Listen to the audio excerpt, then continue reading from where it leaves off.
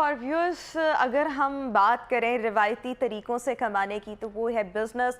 और बिज़नेस के साथ साथ आता है नौकरियों का, ऑब्वियसली अगर हम सिस्टम देखें तो।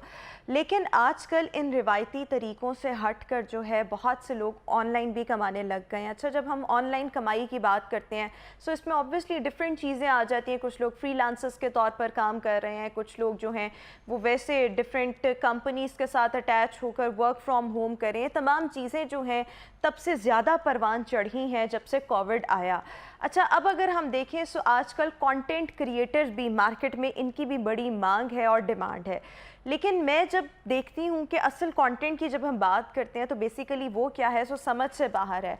हमारे इर्द गिर्द हमें बहुत से ऐसे कंटेंट क्रिएटर्स मिलेंगे, या अगर हम ऑनलाइन भी जब हम सर्च कर रहे होते हैं या अपने फेसबुक पर देख रहे होते हैं, यूट्यूब पर देख रहे होते हैं, सो बहुत से ऐसे हमें क्रिएटर्स मिलते हैं जो कि अपनी फैमिली को लिटरली वो लोग बेच रहे हैं और अपनी फैमिली की हर चीज़ वो ये तक शेयर कर रहे होते हैं कि हम सांस किस टाइम लेते हैं, हम लास्ट टाइम जो है वो बाज़ार कब गए हैं, हम लास्ट टाइम वॉशरूम में कब गए थे। यानी इस तरह की इतनी छोटी छोटी डिटेल्स जो कि आपकी बड़ी पर्सनल होती हैं वो तक शेयर कर रहे होते हैं, जिसके बाद वो एक कैटेगरी में शामिल हो जाते हैं जिसको हम कहते हैं कंटेंट क्रिएटर्स। तो ये चीज़ें मेरी समझ से बाहर है।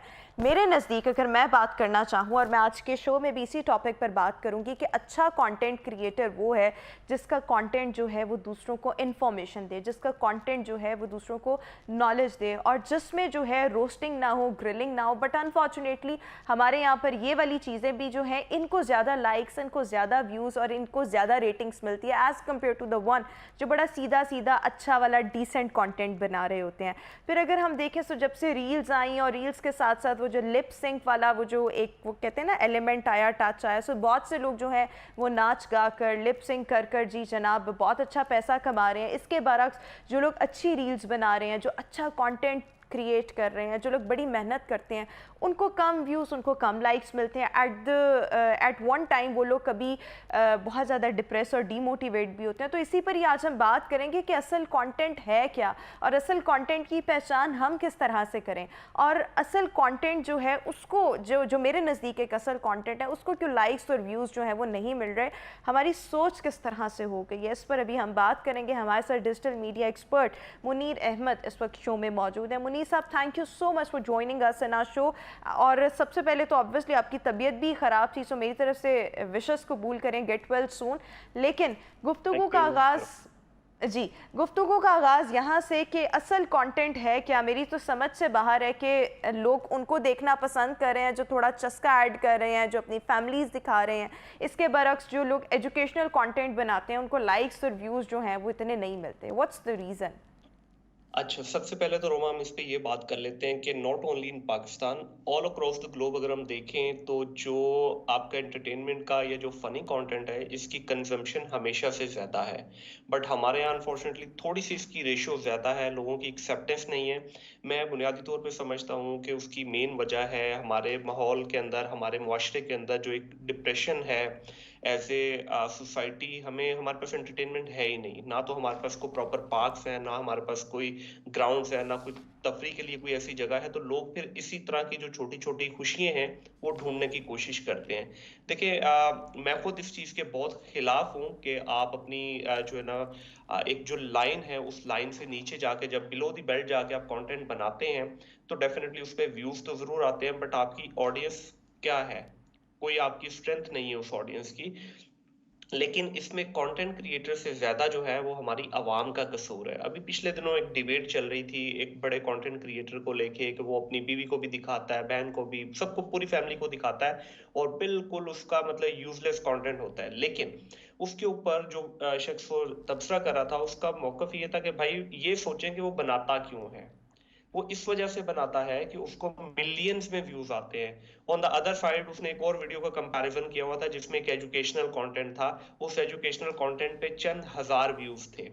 तो देखिए, जो भी कंटेंट क्रिएटर है, अब मैं पिछले 15 महीने से, वैसे तो मैं 6 साल से कंटेंट बना रहा हूँ, लेकिन पिछले 15 महीने से मैं कंसिस्टेंट हूँ, 100% कंसिस्टेंसी के साथ एजुकेशनल कंटेंट बनाता हूँ। तो डेफिनेटली हमारे भी वीडियोस मिलियंस में जाती हैं, बट नॉट एवरी वीडियो।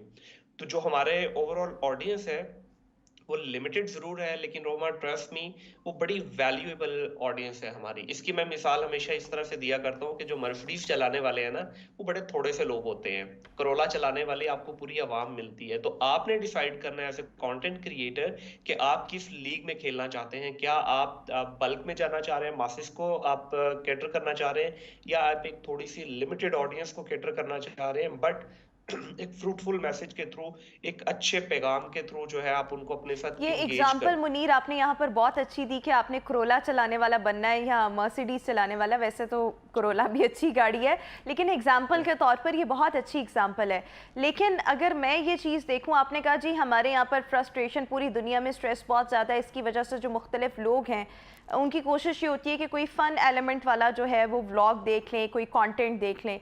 लेकिन मैं इस चीज़ को ये नहीं कर रही कि ये नहीं होना चाहिए, ये डेफिनेटली होना चाहिए, लेकिन इतना सब स्टैंडर्ड कंटेंट। और अभी रिसेंटली मैंने भी कुछ, एक यूट्यूबर जो था वो ट्विटर पे भी ट्रेंडिंग में था, और बस क्या था कि जी 6 मिलियन सब्सक्राइबर्स हुए हैं, सो उसने अब जो है वो बाल सर के उतरवा लिए हैं। सो ये बेसिकली उसका ये कंटेंट था जिसको लोग देख रहे थे। सो आप ये देखें हमारे जी। लोगों का मिजाज कैसा है। मिजाज बना दिया गया ना। देखिए बात यह है कि जब कोई चीज ऑल्टरनेट नहीं होगी ना, हम एजुकेशन वाले लोग तो हैं ही नहीं। वेरी अनफॉर्चुनेट टू से, जब हमारी यूनिवर्सिटीज की जो एजुकेशन है, जो कि पूरी लाइफ हमारे साथ चलनी है, जब हमने उसमें स्टैंडर्ड गिरा दिया है, तो रोमा फिर ये ऑनलाइन कंटेंट क्रिएशन जो है, ये तो चले आज का है, हो सकता है कल को कोई और नया ट्रेंड आ जाए।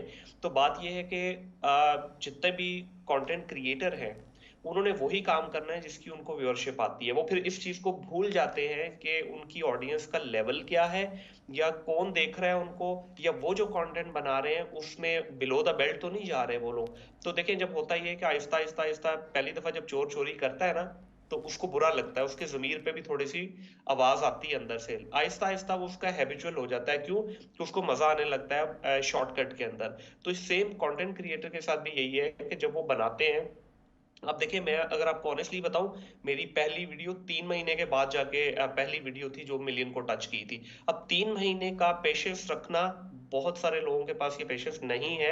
लोग डिमोटिवेट हो जाते हैं। लोग ये समझते हैं एक वीडियो, 2 वीडियो बनाई, तीसरी वीडियो हमारी मिलियन पे जानी चाहिए। अब जब वो नहीं जाती ना, तो फिर जितने वो शॉर्टकट्स हैं, उनको वो अपने रास्ते में लेके आते हैं। अब जब वो रास्ते में आ जाते हैं शॉर्टकट, उसके बावजूद भी कुछ लोग फिर नहीं कामयाब होते, फिर वो मजीद नीचे चले जाते हैं। उसके बाद तो वो भूल ही जाते हैं ना कि क्या हो रहा है। अभी तो देखिए ऑनेस्टली, एक और नया ट्रेंड आया है जो कि शायद आपको पता है या नहीं पता। जितने ये कंटेंट क्रिएटर हैं जिनकी हम बात कर रहे हैं अभी, ये क्या है, दिन के टाइम पे, दिन की रोशनी में जो इनकी वीडियोस आती हैं, बड़ी अच्छी साफ सुथरी वीडियोस बना के, मैं उनको साफ सुथरा इस वजह से कह रहा हूँ कि जो ये रात को 12 बजे के बाद कर रहे हैं, अगर आप वो देख लें, या पैमरा वो वीडियोस देख ले, तो शायद आप उनको इंसान कहने के भी हक ना दें उनको। वो रात को लाइव जा रहे हैं, दुबई की आईडीज पे बैठे हुए हैं, सिंगापुर की आईडीज पे, मलेशिया की आईडीज पे बैठ के रात को सिर्फ गाली गलौज कर रहे हैं। ऐसे ऐसे बड़े नाम, ऐसे ऐसे सोफिस्टिकेटेड नाम के, जिनको हम बड़ी इज्जत की निगाह से देखते हैं, दिन की रोशनी में उनका कंटेंट बहुत सारों का अच्छा भी है, बट रात को सिर्फ वो डॉलर की रेस में, पैसे की रेस में वो काम कर जाते हैं जो शायद वो अपनी फैमिली तो दूर की बात, अपने किसी, मतलब इस मुआशरे में भी दिखाने के काबिल नहीं है वो। बिल्कुल ठीक हो गया। ये तो आपने एक नया इंकशाफ किया है। और ऑब्वियसली हमारे यहाँ पर जब सोशल मीडिया को रेगुलेट करने की बात आती है, सो ऑब्वियसली ये एक तो बड़ा डिफ़िकल्ट टास्क है। आप सोशल मीडिया को कैसे रेगुलेट करेंगे? फिर इसके साथ साथ इसके डूज़ एंड डोंट्स भी होने चाहिए। लेकिन जब ये बात आती है तो बहुत से ऐसे लोग ही जो हैं वो इसके ख़िलाफ़, इस चीज़ के ख़िलाफ़ जो है वो अपने मैसेजेस जो हैं या वो अपने स्टेटमेंट्स जो हैं वो देना शुरू कर देते हैं, जिसकी वजह से ये चीज़ जो है वो थोड़ा बैकग्राउंड में जाने लग जाती है। लेकिन मैं अगर आपसे ये जानना चाहूँ कि how would you define a good content और द एक्चुअल कंटेंट, आपकी इस पर क्या राय होगी कि अच्छा कंटेंट क्या है, बेहतरीन कंटेंट क्या है? मेरे नज़दीक अगर कोई ये कहे ना कि मतलब मुझे कोई इंटरेस्ट नहीं है, मेरी पर्सनल राय है, लेकिन मैं आपसे वैसे ही अपने व्यूअर्स के साथ वैसे ही शेयर कर रही हूँ on a very lighter note, कि मुझे लोगों की पर्सनल ज़िंदगियों में दिलचस्पी नहीं है कि वो क्या कर रहे हैं, उन्होंने कल क्या खाया, उन्होंने कल क्या पहना, उन्होंने किस ब्रांड से शॉपिंग की, वो किस मुल्क का चक्कर लगा कर आए हैं। मेरे लिए क्या चीज़ इंपॉर्टेंट है कि मुझे कहीं से नॉलेज मिले, कहीं से इंफॉर्मेशन मिले, वो चाहे हेल्थ से रिलेटेड मिल जाए, वो मुझे करंट अफेयर्स से मिल जाए। मुझे इस तरह की ब्लॉगिंग पसंद है। सो ये मेरी एक, और मेरे नज़दीक असल कंटेंट भी यही है। लेकिन अगर मैं आपसे जानना चाहूँ कि असल कंटेंट क्या है, so how would you define it? देखिए मैं भी बिल्कुल इसी चीज़ का हामी हूँ और मेरा भी जो कंटेंट है थिंक डिजिटल पॉडकास्ट के ऊपर मैंने इवन आप हैरान होंगे ये सुन के कि मैंने कुछ टिकटॉकर्स का भी पॉडकास्ट किया है, कुछ मैंने कॉमेडियंस का भी किया है। बट उनका भी जब मेरी टीम और मैं उनकी जब स्क्रूटनी कर रहे थे प्रोफाइल की, हमने एक चीज़ देखी कि क्या इस शख्स को मैं अपने सामने बिठा के 1.5 घंटा, 1 घंटा इसके साथ को बात कर सकता हूँ? हम्म। शुरू में जो आपने बात की, अगर मैं किसी ऐसे कंटेंट क्रिएटर को बुला लूं जो ये मतलब बिलो द बेल्ट कंटेंट बना रहे हैं, जो लिप सिंक कर रहा है, अब मेरे पास यकीन कीजिए कि इतने लोगों की रिक्वेस्ट आती हैं, जी अच्छा ये बड़ा मशहूर है, इसके 1 मिलियन प्लस फॉलोअर है, इसको आप पॉडकास्ट में ले लें। मेरा आगे से ये सवाल होता है, भाई इसका कंटेंट क्या है? लिप सिंगिंग का मैं उससे पॉडकास्ट में बुला के कितनी देर बात कर लूंगा? 2 मिनट, 4 मिनट, 5 मिनट? तो रिमेनिंग जो 70 या 60 मिनट्स है उसमें मैं क्या बात करूंगा? तो मेरे नजदीक मैं ये समझता हूँ कि कोई भी ऐसा शख्स जिसने कम्युनिटी के अंदर कोई ऐसी सर्विसेज, कोई ऐसा काम किया हो जो शेयर करने से शायद 4 लोगों का भला हो जाए, शायद किसी को कोई नॉलेज मिल जाए, शायद किसी को कोई डायरेक्शन मिल जाए, कोई गाइडेंस मिल जाए, हो सकता है मेरे और उस शख्स के जो मेरे साथ गेस्ट बैठा हुआ है, हमारे बात करने से किसी को कोई लाइफ में डायरेक्शन मिल जाए, किसी टेंशन से हम उसको बाहर निकाल सके, हम कोई ऐसा टॉपिक डिस्कस कर सकें जिसके ऊपर जो है कोई अभी इंफॉर्मेशन मौजूद नहीं है। अभी कुछ दिन पहले मुझे एक टीवी चैनल से इंटरव्यू के लिए इसी तरह रिक्वेस्ट आई, तो उन्होंने जिस टॉपिक पे इंटरव्यू करना था वो डिवाइस थी एक, तो मैंने उनको अपफ्रंटली मना कर दिया। मैंने कहा जी देखें, ये आपके लिए और मेरे लिए, हम दोनों के लिए ठीक नहीं है। उसकी रीजन ये है कि ये डिवाइस अभी सिर्फ लॉन्च हुई है, इसके ऊपर अगर हमने कोई भी अपना पॉइंट ऑफ व्यू दे दिया तो प्रॉब्लम ये आएगी, आपके चैनल पे भी लोग बात करेंगे, मुझ पे भी बात करेंगे, क्योंकि वो डिवाइस की अभी कोई ऑथेंटिसिटी नहीं है, अभी उसकी कोई बैकिंग किसी बड़ी ऑर्गेनाइजेशन पे नहीं है। तो ये वो लेवल है जब आप सीरियस होके एक अच्छा कम्युनिटी के लिए गिव बैक करना चाहते हो, तो इस लेवल तक जाके आप सोचते हो कि आप अगले को भी गाइड करते हो कि भाई ये जो कंटेंट आप बनाने जा रहे हो ये सही नहीं है।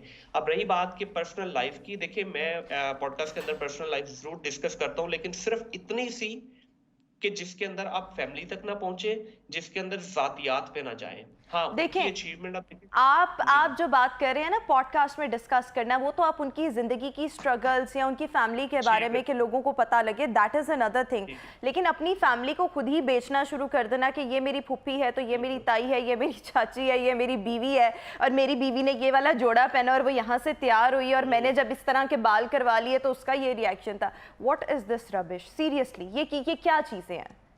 ये देखिए एक ये मैंने चीज़ें, बताया इनकी ना, मैं जब बात कर रही इंसान हूँ। का लेवल गिर जाता है ना तो फिर आप ये सोचते नहीं। अब मैंने पिछले दिनों जिन यूट्यूबर का आपने नाम लिया, उनकी एक वीडियो थी जिसपे उन्होंने अपनी वाइफ के साथ वो एक वीडियो बनाई हुई। अब ट्रस्ट मी, वो नेशनल मीडिया पे क्या, मैं वो शायद पर्सनल दोस्तों के साथ भी वो जिक्र करना पसंद नहीं करूंगा। इतना हम्म। गंदा स्टेटस था उसकी थंबनेल का, सिर्फ क्लिक बिट लेने के लिए कि लोग उसको खोलें।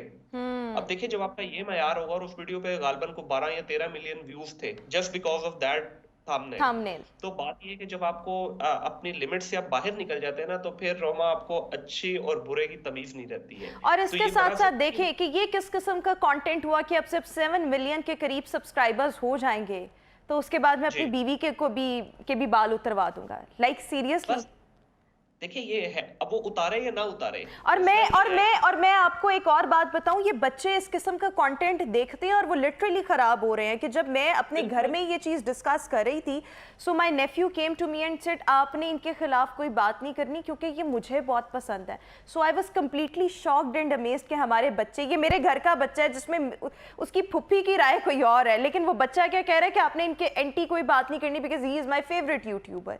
सो आप ये चलिए जी, देखें मैं कि भी किस आपको तरह बता से एक देता पूरी हूँ। जनरेशन जो है वो खराब हो रही है। परसों मैं गया हुआ था एक रेस्टोरेंट पे, मैं मालम रोड पे, तो वहां पे जिनकी आप बात कर रहे हैं, शी वाज देयर। तो हम्म। मेरी बेटी ने देख लिया उसको और बेटे ने देख लिया, एंड दे वर क्राइंग कि जी हमने पिक्चर लेनी है इसके साथ। मैंने कहा बेटा, they are having dinner with the family, चलो चलते। नहीं नहीं नहीं नहीं बाबा, प्लीज अलाउ अस। तो मैंने अलाउ कर दिया, वो जाके उसके साथ पिक्चर लेके आए। अब ये हालात है कि मैं उनका बाप इस कंटेंट के सख्त खिलाफ, और मेरे बच्चों को पता है इस चीज का, बट स्टिल देखें वो उसको लाइक करती लेकिन है। चले एक क्या आखिरी सवाल कि आपको क्या लगता है कि इन चीज़ों को कहीं पर रोका जा सकता है? असल कंटेंट जो है वो बच्चों को दिखाया जाए और वो बनता है, ये नहीं कि वो लोग नहीं बनाते, वो असल कंटेंट भी वहीं पर ही मौजूद है, लेकिन ऑब्वियसली उसको सर्च करने वाले, उसको देखने वाले थोड़े से कम लोग हैं। But what do you think कि असल दो हल चीज़ें है। लोगों को दिखाना, किस तरह से हम अपने बच्चों को इस रास्ते पर लाएं, ये मुश्किल चीज़ है, लेकिन कैसे किया जा सकता है? रोमा, इसके दो हल है। पहला हल है, देखिए, कोई रेगुलेटरी अथॉरिटी होनी चाहिए, पैमरा हो जाए या पैमरा के अंडर कोई ऐसी सब अथॉरिटी बन जाए जो इसको रेगुलेट करे। क्योंकि इस वक्त सोशल मीडिया एक तो ये वल्गैरिटी का पार्ट तो प्ले हो ही रहा है, इसके अलावा लोगों की पगड़ी उछालने में सबसे अहम किरदार अदा कर रहा है। आप किसी भी शख्स को, किसी भी अपने करीबी यार दोस्त को, बहन भाई, जिसका दिल करता है उसके अगेंस्ट उठ के आप कैमरा उठाते हैं, वीडियो बना देते हैं, and nobody is there to look after के ये क्या बन क्या रहा है, पब्लिश क्या हो रहा है। पहली चीज ये, और ये रॉकेट साइंस नहीं है पैमरा के लिए या किसी भी अथॉरिटी के लिए इसको मॉनिटर करना, it's just one day job only. दूसरा इसका ये है कि हम जैसे जो अच्छा कंटेंट बनाने वाले लोग हैं, जो पॉजिटिव सोच रखते हैं, खुदारा कंटेंट बनाते रहिए। आप सिर्फ व्यूज के चक्कर में डिमोटिवेट मत हो। देखें, एक तो है व्यूज के चक्कर में आप डिमोटिवेट हो जाते हैं, दूसरा आप ये क्यों नहीं सोचते या हम लोग ये क्यों भूल जाते हैं कि इस कम्युनिटी का भी हमारे ऊपर कुछ कर्ज है और हमने वो कर्ज इसी तरह से वी हैव उतारना टू है कि पे बैक, अपने हिस्से एग्जैक्टली। का रोल प्ले करना है। बिल्कुल ठीक हो गया, और ये आपने बिल्कुल ठीक बात की है कि आप लगे रहें, कंसिस्टेंट रहें, आपको भी देखने वाले आएंगे और आपको भी आपका वो अरूज जो है या वो रिटर्न जो है या वो रिवॉर्ड जो है वो डेफिनेटली मिलेगा। लेकिन ऑब्वियसली हर चीज़ जो है वो एक लेवल के बाद ही या एक स्ट्रगल के बाद ही आप तक पहुंचती है। So this is very important to be consistent, to have the patience, ये एक बहुत ज़रूरी चीज़ है। लेकिन मैं तो सबसे ये रिक्वेस्ट करना चाहूँगी कि अपने बच्चों को खुदारा इस तरह की चीज़ों से और इस किस्म के कंटेंट से बचाएं जिसकी वजह से वो भी कल को इनको अपना रोल मॉडल बनाएं और कल को खड़े होकर ये कहें कि हमने भी इसी लाइन पर लगना है। नो, अगर हम खुद से अपने घर से आगाज़ करेंगे सो हम चीज़ों को we can actually improve such things. Thank you so much Munir Ahmad साहब for joining us in good morning Lahore.